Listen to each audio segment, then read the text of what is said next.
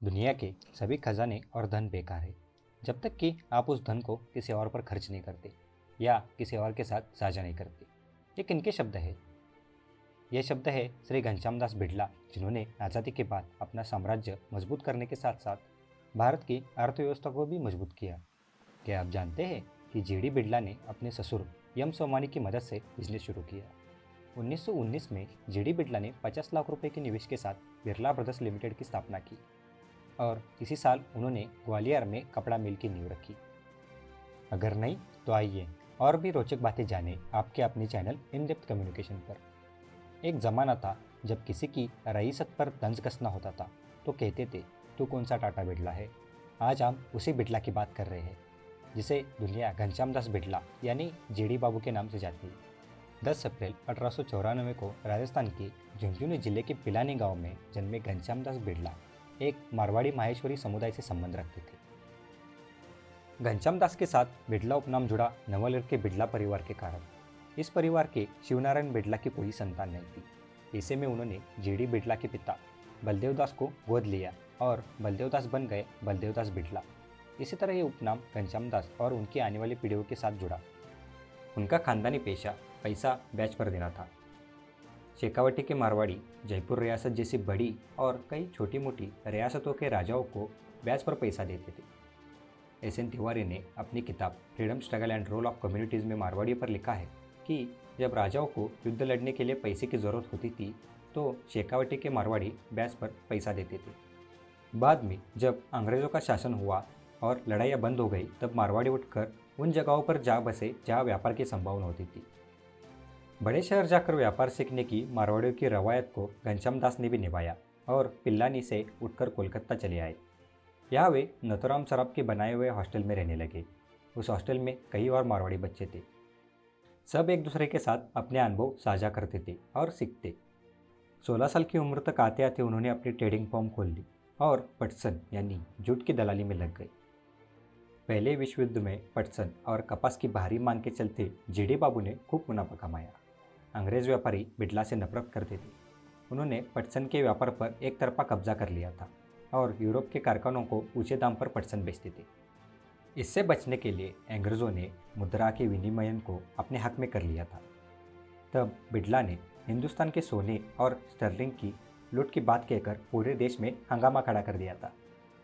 कई बार अंग्रेज कारोबारियों ने उनके व्यापार को बंद करवाने की कोशिश की, पर हर बार वे नाकाम रहे। 1905 में घनश्याम दास का विवाह पिल्लानी के नज़दीक स्थित गांव चिड़ावा गांव में महादेव सोमानी की बेटी दुर्गा देवी से हुआ। 1909 में दुर्गा देवी ने एक पुत्र को जन्म दिया जिसका नाम लक्ष्मी निवास रखा गया। दुर्भाग्य, शादी के 5 साल बाद दुर्गा देवी को टीबी हुआ और वह इस दुनिया से चल बसी। सन 1912 में घनश्याम दास बिड़ला ने महेश्वरी देवी से दूसरा विवाह किया, लेकिन कुछ सालों बाद 4 बच्चों को जन्म देने के बाद वह भी टीवी के चपेट में आ गई और 6 जनवरी 1926 को इस दुनिया से चल बसी। इसके बाद घनश्याम दास ने विवाह नहीं किया और अपना सारा समय अपने व्यापार में लगाने लगे। उनकी उम्र मात्र 32 साल थी। 30 वर्ष की आयु तक पहुँचते पहुँचते घनश्याम दास बिड़ला औद्योगिक साम्राज्य में अपनी जड़ें जमा चुके थे। उन्होंने अपने पैतृक स्थान पिलानी में भारत के सर्वश्रेष्ठ निजी तकनीकी संस्थान बिड़ला प्रौद्योगिक एवं विज्ञान संस्थान पिलानी की स्थापना की। कुछ अन्य उद्योगपतियों के साथ मिलकर उन्होंने 1927 में Indian chamber of commerce and industry की स्थापना की। घनश्याम दास बिड़ला एक सच्चे स्वदेशी और स्वतंत्रता आंदोलन के कट्टर समर्थक तथा महात्मा गांधी की गतिविधियों के लिए धन उपलब्ध कराने के लिए तत्पर रहते थे। इन्होंने पूंजीपतियों से राष्ट्रीय आंदोलन का समर्थन करने एवं कांग्रेस से हाथ मजबूत करने की अपील की। इन्होंने सविनय अवज्ञा आंदोलन का समर्थन किया। इन्होंने राष्ट्रीय आंदोलन के लिए आर्थिक सहायता दी। इन्होंने सामाजिक कुरीतियों का भी विरोध किया तथा 1932 में हरिजन सेवक संघ के अध्यक्ष बने। उनके द्वारा स्थापित कुछ प्रमुख संस्थानों में शामिल है Birla institute of technology and science BITS Pilani, Birla institute of management technology, Birla Ayurved Mahavidyalaya, Birla institute of life sciences. अपनी मिल शुरू करने में भी उन्हें काफ़ी मुश्किलें हुई।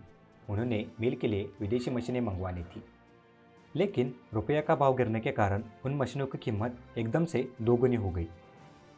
हालांकि इनमें से कोई भी परेशानी घनश्याम दास बिड़ला को अपने लक्ष्य की तरफ बढ़ने से रोक ना सकी। उन्होंने जूट का व्यापार शुरू कर दिया। यहाँ भी उनकी दूरदर्शिता काम आई। जब वह विदेश से कोई नई मशीन मंगवाते थे तो उसके स्पेयर पार्ट्स भी साथ ही मंगवा लेते थे। ऐसे में मशीन के अचानक खराब होने के बाद भी काम भी नहीं रुकता था। घनश्याम दास बिड़ला एक ऐसी खासियत थे, जब वे कोई काम करते थे तो इस विश्वास के साथ करते थे कि यह ज़रूर सफल होगा। उनका यह विश्वास और धैर्य हमेशा काम आया। जूट के व्यापार में भी उनका धैर्य रंग लाया। उसी दौरान प्रथम विश्व युद्ध थम गया, जिसके कारण पूरे ब्रिटिश साम्राज्य में जूट की कमी हो गई।